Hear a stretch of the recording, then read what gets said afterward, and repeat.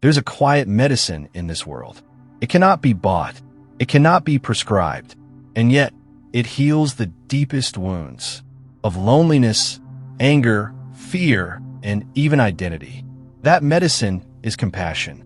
In the teachings of the Buddha, compassion, or karuṇā, is not just a virtue. It's a path, a bridge between the pain of this world and the peace that lives beyond it. In this still journey, we'll explore how serving others doesn't diminish you, it fulfills you, and how healing others, paradoxically, begins to heal yourself. 1. What compassion really means in Buddhism. Compassion is not pity. In Buddhism, compassion isn't looking down on someone and feeling sorry for them. It's standing beside someone fully in their suffering, without judgment, and with a sincere wish. May you be free from this pain. In Pali, the word karuṇā means the quivering of the heart in response to suffering. It's that moment your chest tightens when you see someone cry. It's the ache you feel for a child who's afraid or an animal in distress. It's the reflex to reach out, even when you don't know what to say. Compassion doesn't require answers. It only asks for presence. And that is where it begins to change us. 2. The foundation, Metta, loving kindness. Before compassion comes Metta. Metta is unconditional loving kindness. It is the open heart that says, may you be happy, may you be safe, may you live with ease. The Buddha taught that Metta is the fertile soil, and karuṇā, compassion, is the flower that grows from it. When loving kindness meets suffering, if loving kindness is the sunlight, compassion is the rain. They are not separate. They are extensions of the same heart. When we cultivate Metta for ourselves, for friends, for strangers, even for enemies, we begin to soften. And in that softening, healing becomes possible. 3. Why serving others heals you. There's a great illusion in modern life. That happiness is found by accumulating more success, more love, more attention. But in chasing these, we often feel emptier because the deepest part of us isn't made to grasp. It's made to give. Serving others is not about martyrdom. It's not about sacrificing your joy. It's about aligning with the nature of the heart, which is generous, compassionate, and connected. When you serve someone, something remarkable happens. Your pain is no longer your prison. It becomes your bridge. The suffering you've known helps you understand others. Your past becomes your wisdom, and your presence becomes a balm. This is the hidden gift. In helping others out of the dark, you begin to find your own light. 4. The Buddha's compassionate actions. The Buddha's life was an embodiment of compassion, not in grand, dramatic ways, but in small, consistent acts of care. He listened deeply to people, to their confusion, their grief, their anger. He sat with outcasts. He treated the sick. He taught the Dharma to all, rich or poor, male or female, pure or impure by society's standards. When a monk was sick and left alone by the Sangha, the Buddha personally bathed him. He reminded the others, whoever would serve me should serve the sick. This is not metaphor. It is instruction. Compassion is not just a feeling. It is a practice. And sometimes a single bowl of rice, a word of kindness, or a shared silence can be more powerful than 1,000 sermons. 5. The practice of compassion meditation. So how do we live this compassion in our own lives? One way is through compassion meditation. You can begin by sitting quietly, closing your eyes, and gently repeating inwardly, may I be free from suffering. May I be peaceful. May I be safe.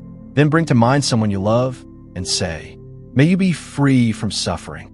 May you be peaceful. May you be safe. Then someone neutral. Then someone difficult. Then all beings. Compassion grows in widening circles.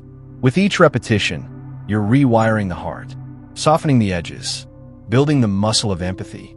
And like any muscle, compassion strengthens with use. 6. The trap of burnout and how Buddhism balances it. It's important to say, serving others should not burn you out. Compassion does not mean becoming a sponge for everyone's pain. It does not mean abandoning yourself. The Buddha spoke of upekkha, equanimity. It's the balance that keeps compassion from turning into overwhelm. You're not responsible for fixing everyone. You're responsible for showing up with love. And sometimes, the most compassionate act is to rest, to step back, to breathe. Because when your cup is full, you can pour more generously. 7. Everyday ways to serve with compassion. You don't need to join a monastery, or start a charity, or change your entire life. Compassion lives in small, human gestures, listening without interrupting, offering your seat, smiling with your eyes, holding someone's pain without advice, forgiving a mistake without making a scene, asking, "How can I help?" and meaning it.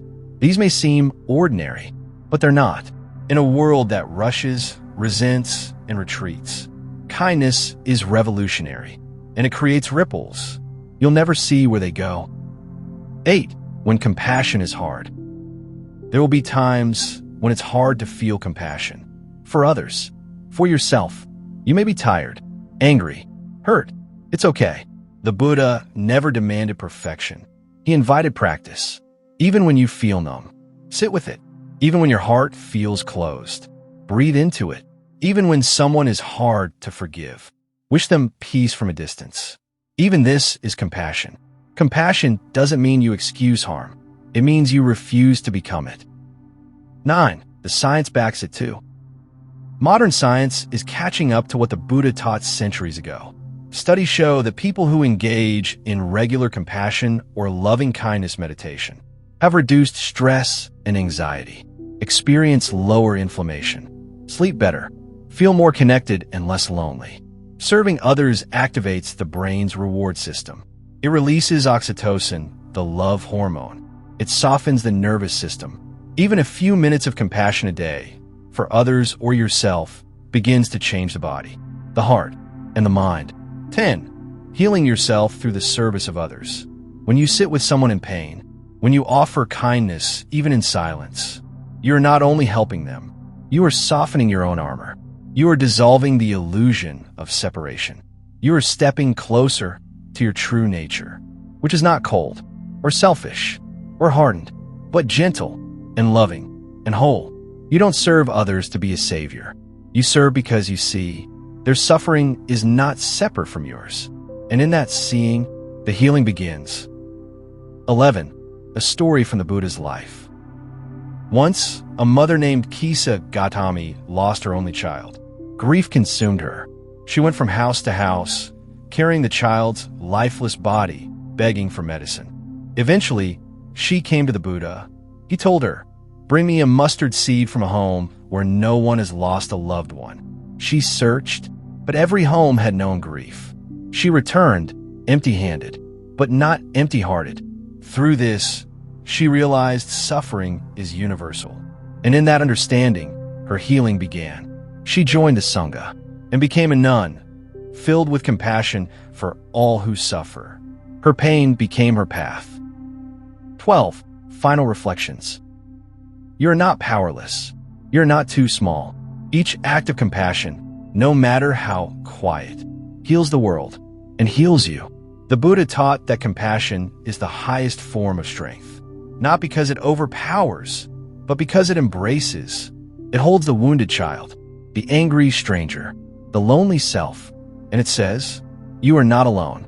So today, let your eyes be soft, let your word be kind, let your heart be open, because when you serve others, you don't lose yourself, you find yourself. Serve others, heal yourself. In every breath of compassion, the world becomes lighter, and so do you.